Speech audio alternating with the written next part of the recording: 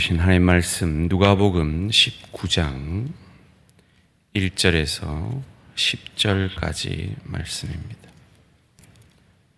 누가복음 19장 1절에서 10절까지 말씀 한 절씩 교독하실 때 살아계신 하나님의 음성을 들으시기 바랍니다.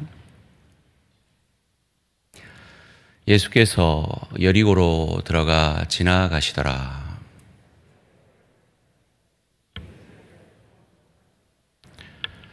그가 예수께서 어떠한 사람인가 하여 보고자 하되 키가 작고 사람이 많아 할 수 없어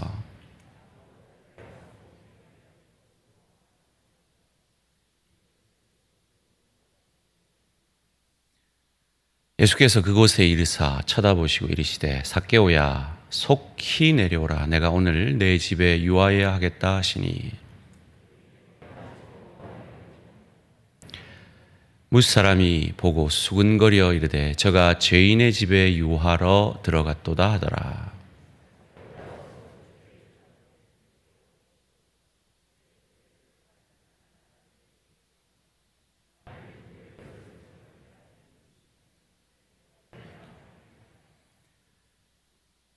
예수께서 이르시되 오늘 구원이 이 집에 이르렀으니 이 사람도 아브라함의 자손이미로다.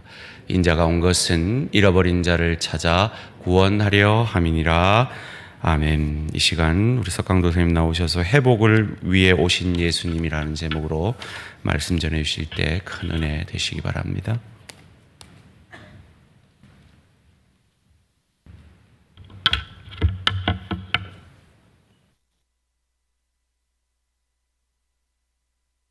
네, 반갑습니다. 오늘 수요기도에 나오신 모든 분들을 환영하고 축복합니다. 우리가 지금 이 현수막에도 있듯이 40일 동안 신약 통독을 하고 있습니다. 그리고 오늘 요한복음을 시작으로 계속해서 복음서를 보고 있습니다. 복음서에는 이 땅에 오신 예수님이 어떤 분이신지 잘 증거하고 있죠. 마태복음에서는 천국의 왕으로 오신 그리스도에 대해서, 그리고 마가복음에서는 종으로 오신 그리스도에 대해서, 그리고 요한복음에서는 하나님의 아들이신 그리스도에 대해서 증언합니다. 그리고 오늘 읽은 이 본문 말씀인 누가복음은 인자이신 그리스도에 대해서 증거합니다.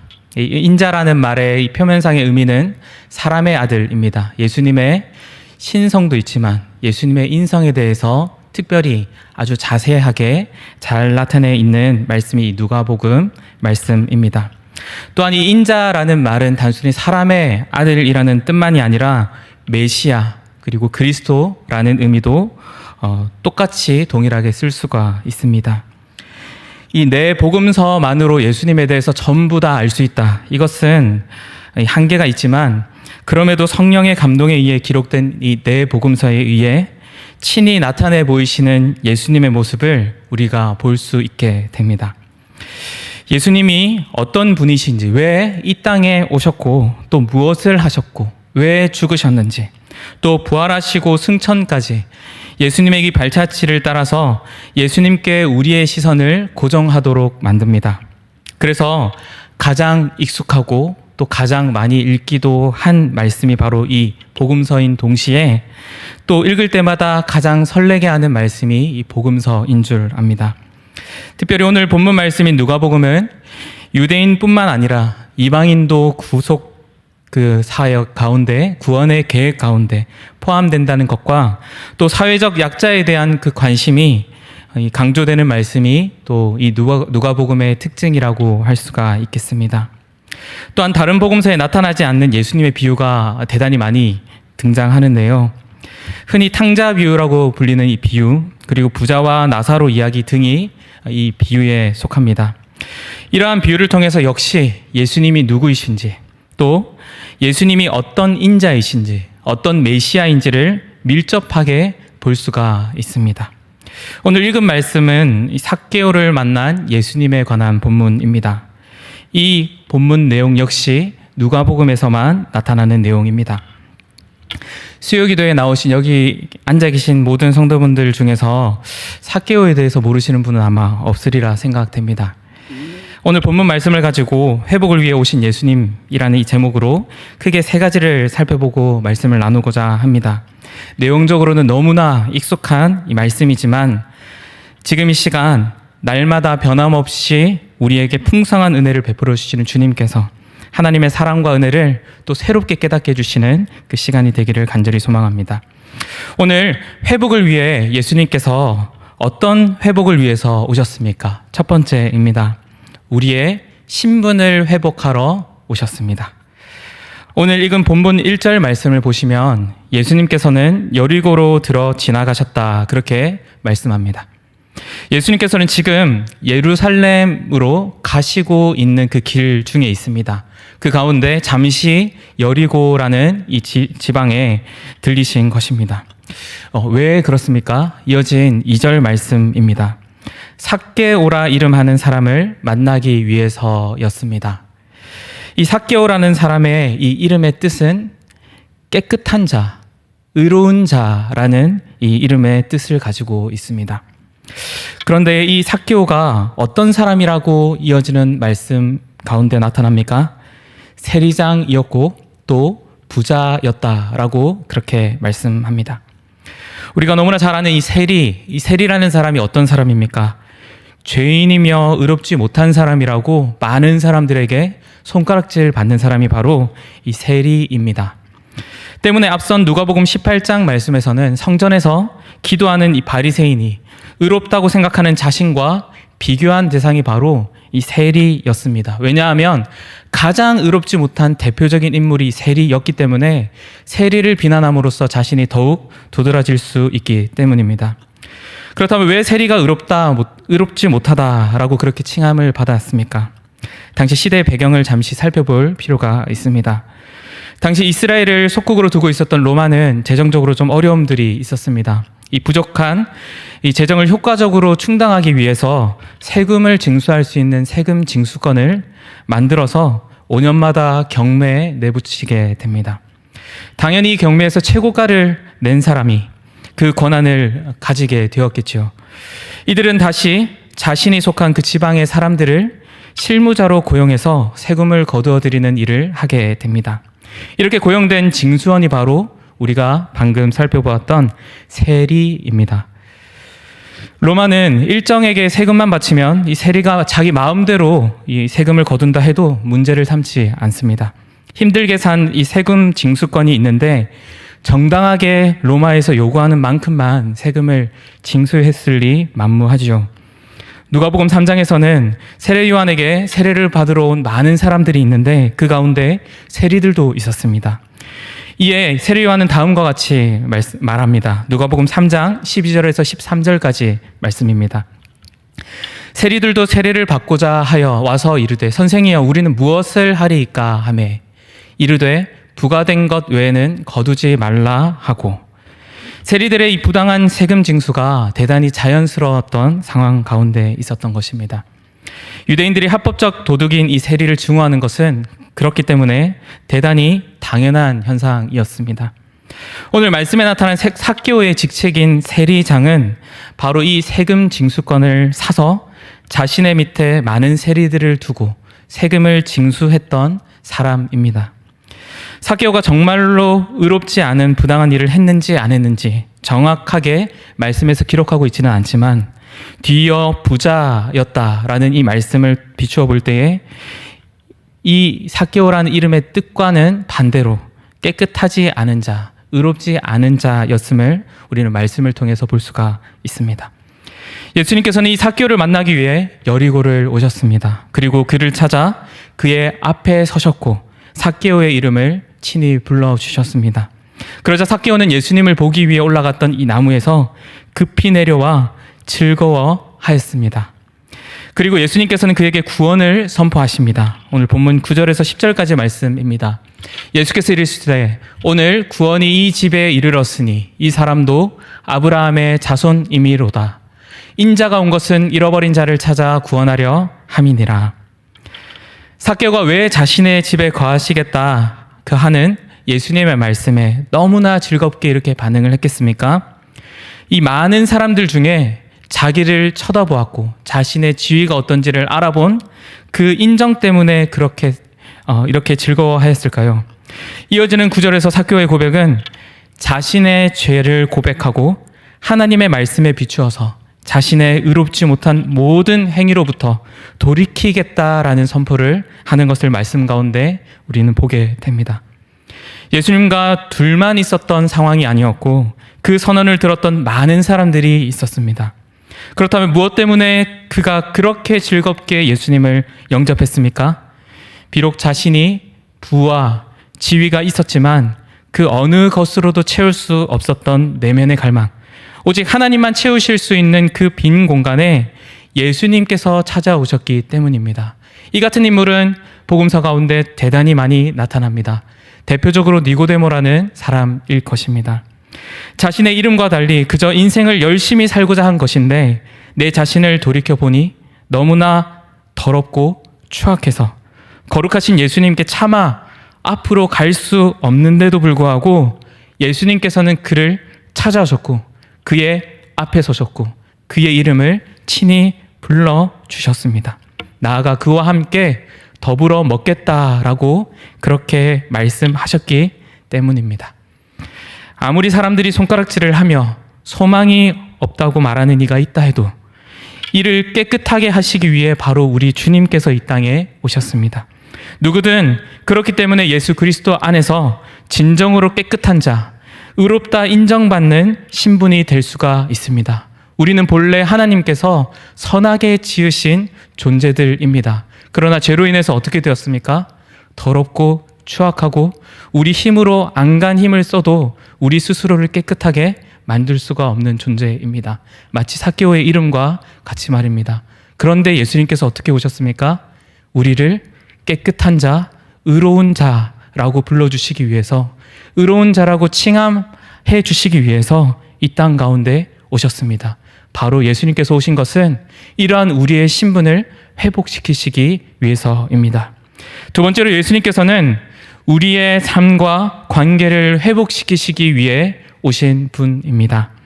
본문의 앞장인 누가복음 18장 9절에서 14절까지 말씀에 나타난 바리새인과 세리 비유를 우리가 지난 새벽 시간을 통하여서 우리가 살펴보았습니다.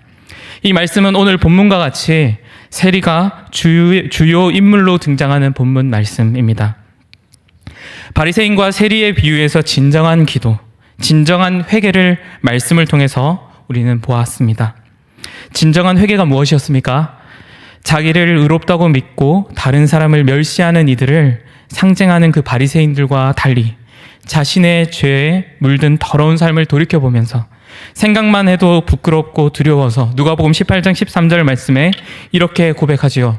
세리는 멀리 서서 감히 눈을 들어 하늘을 쳐다보지도 못하고 다만 가슴을 치며 이르되 하나님이여 불쌍히 여기소서 나는 죄인이로소이다 하였느니라. 그림으로 그려보시겠습니까? 먼 발치 서서 내 모습을 볼 때에 감히 나아갈 수 없는 그런 몸인 것을 기억하며 또한 감히 하나님을 쳐다볼 수도 없는 그 부끄러움에 인해 고개를 숙이고 가슴을 치며 슬피 울며 주님 나는 그저 죄인일 뿐입니다. 나를 불쌍히만 여겨주십시오 라고 그렇게 고백하는 모습입니다. 하나님께서 불쌍히 여겨주시지 않으면 어떤 방법으로도 구원받지 못하는 절박함과 죄로 인해 영원한 죽음 앞에 선 그 두려움의 모습이 가득한 것이 이 모습입니다. 여기 계신 모든 분들이 예수님을 믿고 이 경험을 하신 줄 압니다. 또한 이 고백은 지속적으로 이루어져야 합니다. 그리고 무엇보다 이것은 고백으로만 그쳐서는 안 됩니다. 누가복음 18장 말씀에서 바리새인과 이 세리의 비유에서는 회개로 끝이 나지만 이 세리를 실제 인물로 대비시킨다면 바로 오늘 본문 말씀이기 때문입니다. 그의 삶에 큰 변화가 나타났을 것이 바로 이 세리의 회개 고백입니다. 그래서 앞선 비유의 속편을 오늘 본문으로 볼 수가 있습니다. 예수님을 만난 삭개오는 그의 소유, 다시 말해 그가 가지고 있는 재산의 절반을 가난한 자에게 나누어 주겠다 그렇게 고백합니다. 또한 자신이 불이하게 쌓은 재물이 있다면 4배나 갚겠다라고 많은 사람들 앞에서 권합니다. 나아가 이것은 불이한 방법으로 세금을 징수한 이들과의 깨어진 관계의 회복으로 이어지게 되지요. 이처럼 회개는 열매를 반드시 낳게 됩니다. 하나님의 자녀가 되었다면 그 자녀의 합당한 삶의 열매가 나타나야 합니다. 회개에서 머물러서는 안 됩니다. 우리가 말씀을 통해서 계속해서 듣지 않습니까? 신분적 구원을 받은 우리라면 마땅히 수준적 구원으로 나아가야 합니다. 세리를 열렬히 비난했던 이들 중 하나가 바로 바리새인입니다. 스스로 의롭다고 칭했던 이들이 세리를 얼마나 조롱하고 멸시합니까? 그런데 누가복음 16장 말씀에서 예수님께서 불의한 청지기에 대해 비유의 말씀을 하시는데 재물과 하나님을 겸하여 섬길 수 없다는 그 말에 바리새인들이 비웃습니다. 누가복음 16장 14절 말씀입니다. 바리새인들은 돈을 좋아하는 자들이라 이 모든 것을 듣고 비웃거늘. 우리도 이러한 부분들이 혹시 있지는 않습니까? 사회적으로 성공한 사람들, 또 부유한 사람들을 여러 잣대들로 손가락질을 하며 비웃으면서 나는 거룩한 사람, 그렇게 거룩한 척을 하지만 사실 나도 그들을 언제든지 닮고 싶어하는 모습 말입니다. 말씀은 부에 대해 부정적으로 말씀하지 않습니다.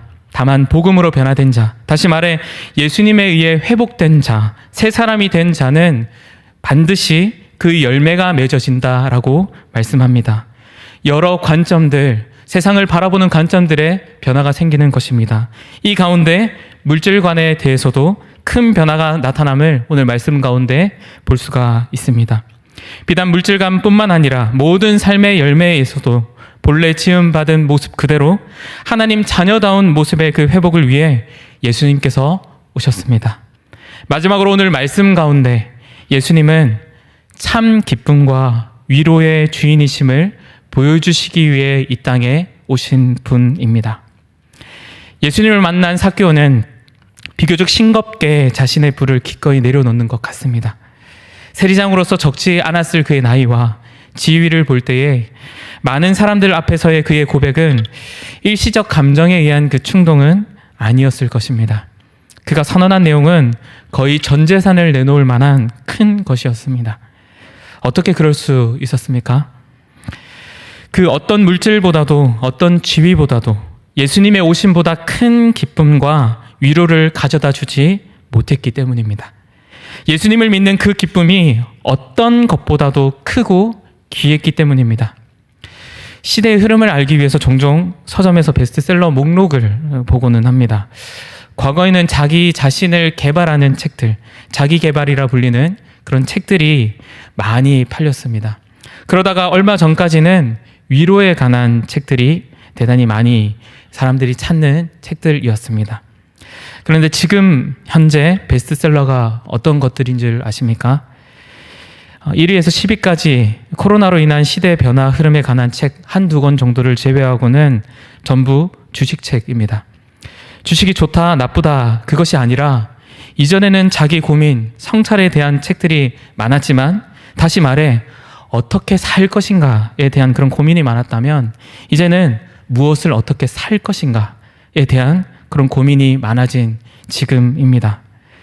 우리 시대와 똑같지는 않았겠지만 한편으로는 더 각박했을 오늘 본문의 시대, 로마 지배 아래의 이 유대, 심지어 이 당시에 걷어들였던 세금 중에 하나는 오줌에 관한 세금도 있었다고 합니다.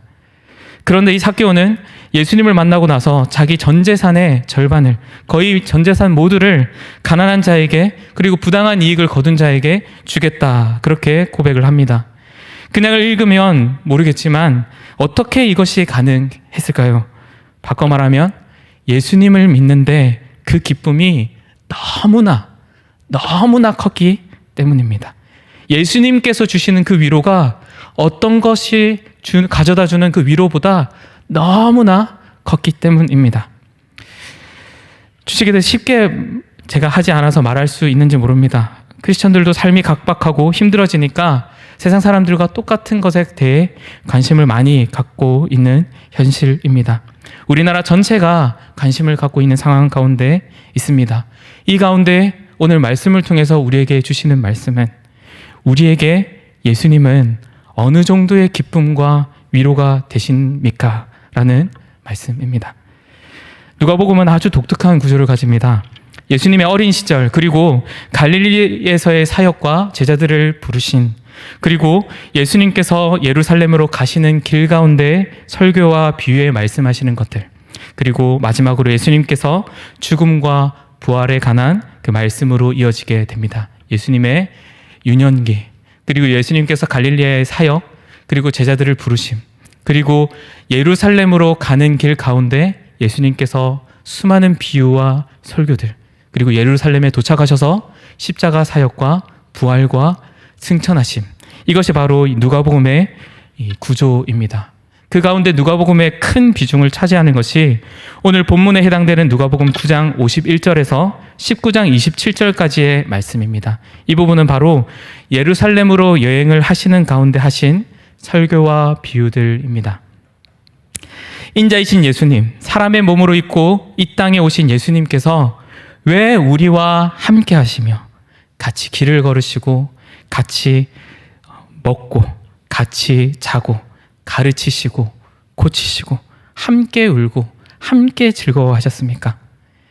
예수님께서 이 땅에 오신 목적은 너무나 분명하지요.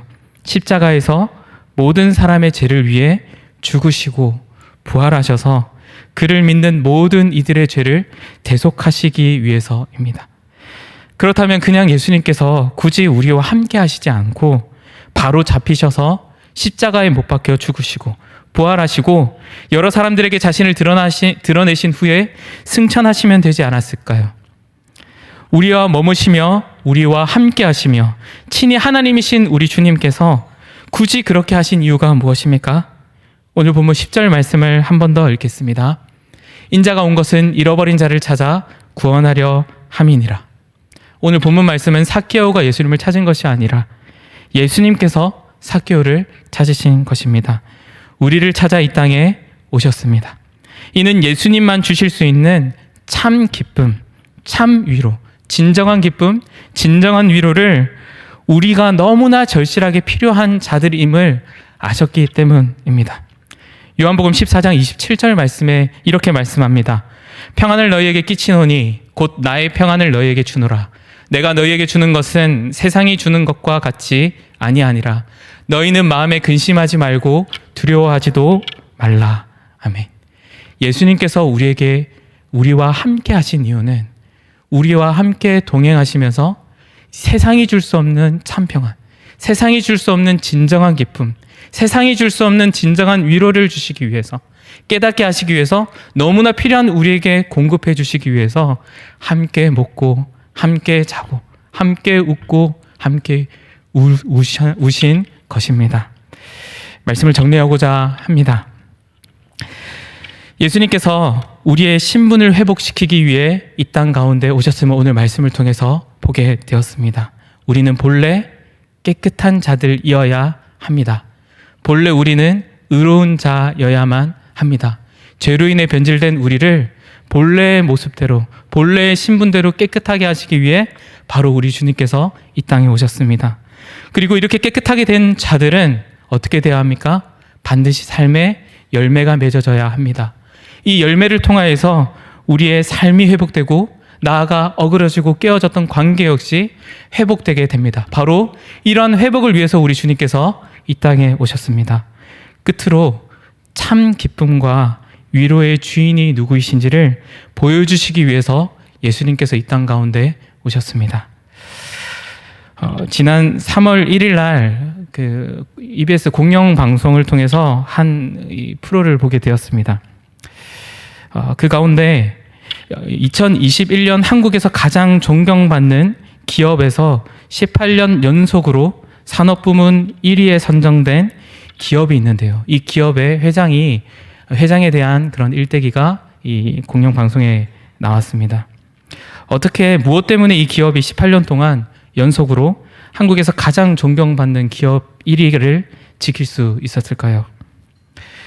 그가 죽음을 앞두고 후임될 사장에게 이런 말을 했다고 합니다.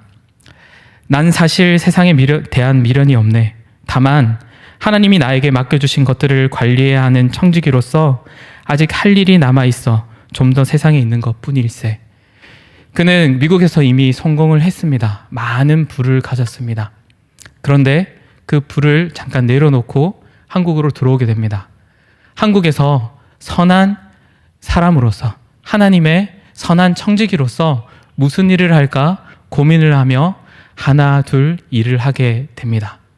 그리하여서 이 기업이 2021년 기준 한국에서 가장 존경받는 기업에서 18년 연속으로 산업부문 1위에 선정되게 됩니다. 그가 남긴 재산이 혹시 많지는 않았을까? 자녀에게 많은 재산을 물려주지 않았을까? 그의 외손녀 학자금을 제외하고는 모든 금액을 사회에 헌납하게 됩니다. 이것을 통해서 우리는 무엇을 생각하게 됩니까? 정말로 구원받은 백성입니까? 그렇다면 정말로 구원받은 백성다운 열매를 맺어질 수 있기를 바랍니다. 저는 말씀을 보면서 참 많이 부끄러웠습니다. 바리새인 모습과 너무나 비슷했거든요. 바리새인 모습과 닮아 있지는 않습니까?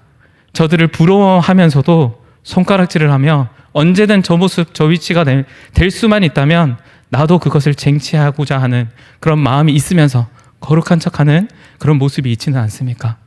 물질에 대한 욕구가 그렇게 강하게 내 자신을 차지하고 있지는 않습니까? 물질이 나쁜 것은 아니지만 그거보다도 더 귀한 분, 그거보다도 더 가치 있는 분, 그거보다도 더 위로가 되는 분이 바로 우리 주님이십니다. 그분께서 여러 회복을 통해서 우리에게 큰 회복을 허락하여 주셨고 뿐만 아니라 이 세상에 가장 큰 위로와 큰 기쁨이 되는 분이 바로 주님이시다라는 것을 우리에게 나타내 보여주시기 위해 이 땅 가운데 오셨습니다. 말씀을 생각하시면서 기도했으면 좋겠습니다. 혹시라도 믿는 자로서 주님 기뻐하시는 선한 열매가 혹시나 전혀 없다면 하나님 용서해 주십시오. 이 자리에 나오면서 당당하게 내가 누구인데 그렇게 빳빳하게 고개 드는 모습들이 혹시라도 있다면 세리를 생각하십시오. 감히 고개를 들지 못하고 하나님의 은혜가 없으면, 하나님께서 불쌍히 여겨주시는 것이 없으면 전혀 이 자리에 앉을 자격이 없는 나인데도 불구하고 나를 회복시켜 주셔서 감사합니다. 회복에 합당한 열매를 맺는 자가 되게 해 주십시오. 그렇게 우리가 간절한 마음으로 기도했으면 좋겠습니다. 나아가 그러기 위해서 영원한 그리고 진정한 유일한 그 어떤 것도 가져다 줄 수 없는 참 소망 되시며 참 기쁨 되시는 예수님을 맛볼 수 있도록 해주십시오. 오늘 이 시간, 내일 하루, 내일 모레 하루하루가 매일 예수님으로 인해 충만한 기쁨 가운데 살아갈 수 있도록 해주십시오. 우리가 이 시간 말씀을 돌이켜보면서 우리 자신을 돌이켜보며 함께 기도하며 나아가기 원합니다. 함께 기도하겠습니다. 주님, 아버지 하나님, 참으로 많이 부족합니다. 아버지 하나님, 하나님의 은혜가 아니면, 하나님께서 우리를 불쌍히 여겨주시지 않으면, 우리를 찾아오시지 않으셨으면, 우리의 이름을 불러주시지 않으셨으면, 하나님, 우리가 영원히 죄 가운데 거하며 여전히 헛된 것을 추구하며 그 가운데 미련을 버리지 못하고 살아간 그런 죄인임을 믿음으로 고백하며 나아갑니다. 그럼에도 불구하고 우리를 회복시키시기 위하여서 이 땅 가운데 오심을 우리가 말씀을 통해서 보게 됩니다. 하나님, 우리의 신분이 변화되었습니다. 그렇다면 우리가 우리의 수준적 구원도 우리가 나아갈 수 있도록 하여 주시옵소서. 우리가 나아가는 삶 하루하루가, 또 발걸음 한 걸음 한 걸음이, 우리가 내뱉는 말 한마디가 주님 닮은 그런 모습이 나타날 수 있도록 해주시고, 하나님, 혹시라도 거룩한 자, 혹시라도 우리가 의로운 척 살아가는 자들이 되지 않도록 하여 주시며, 하나님 기뻐하시는 모습대로 순수하게 그렇게 살아가며 놓을 땐 놓고, 또 주님 기뻐하시는 것 가운데 부르시면 그 가운데 마땅히 나아가는 자가 될 수 있도록 은혜를 베풀어 주시옵소서. 말씀이 우리 가운데 새겨지게 하여 주셔서, 특별히 오늘 말씀 가운데 하나님, 세상 어떤 것보다도 가장 큰 가치가, 가장 큰 기쁨이, 가장 큰 위로가 예수 그리스도이신지를 오늘 말씀 가운데 우리에게 물어보십니다. 하나님, 이 물음에 우리가 어떻게 답을 하겠습니까? 우리의 삶을 돌이켜볼 때 하나님, 그렇지 않은 것을 고백합니다. 하나님, 주님보다 더 살아가는 것이 어찌 없겠습니까? 하나님, 이 부끄러운 우리를 용서하여 주시고, 하나님, 오늘부로 다시 우리의 마음을 깨끗하게 하여 주시사 우리에게 이 세상 어떤 것이 줄 수 없는 가장 큰 기쁨과 가장 큰 위로와 가장 큰 소망이 오직 예수 그리스도이심을 하나님, 우리가 믿음으로 고백하고 그렇게 살아가며 결단하며 그런 열매를 맺을 수 있는 주님의 자녀들 될 수 있도록 은혜를 베풀어 주시옵소서.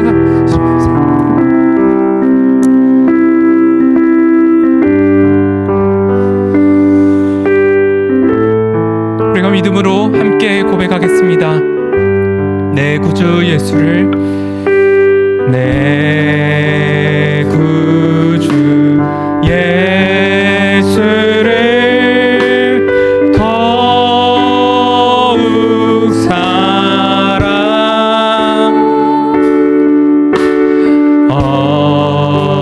엎드려 비는 말 들으소서.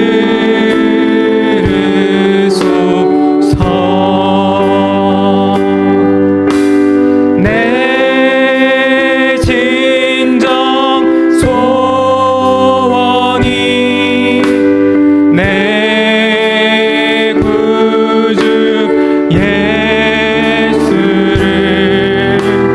더욱 사랑 더욱 사랑 이전에 세상 나 기뻤어도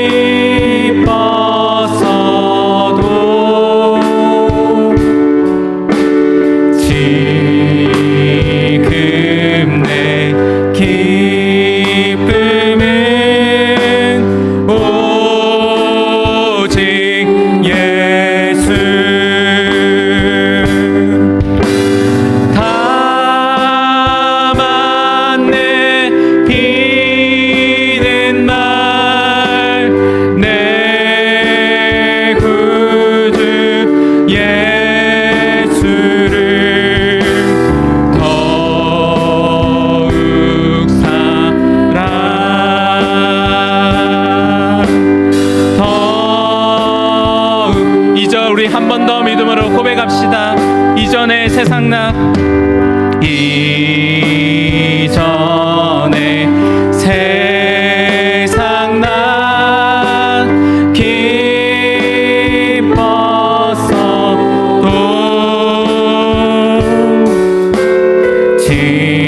지금 내 기쁨은 오직 예수.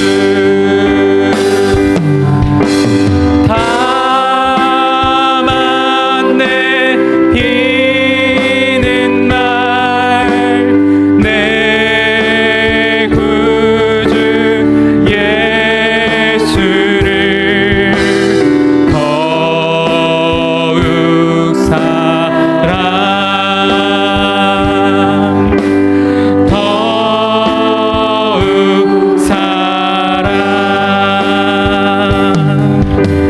이 세상 떠날 때 찬양하고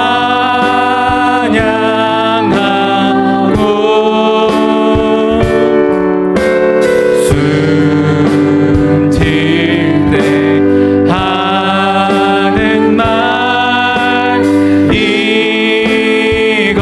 이것일세. 다만 내 비는 말 내 구주 예수를 더욱 사랑 더욱 사랑. 우리가 방금 쉽지 않은 고백을 했습니다. 이 고백을 우리가 하면서 우리가 함께 기도했으면 좋겠습니다.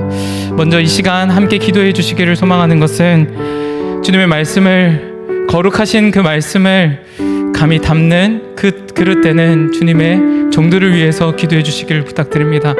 때로는 일이 바빠서, 때로는 다른 여러 가지에 치여서 가장 먼저 하나님의 말씀을 사랑하고 하나님을 사랑하는 일에 앞장서야 하는 이 교육자들을 위해서 기도해 주시기를 부탁드립니다.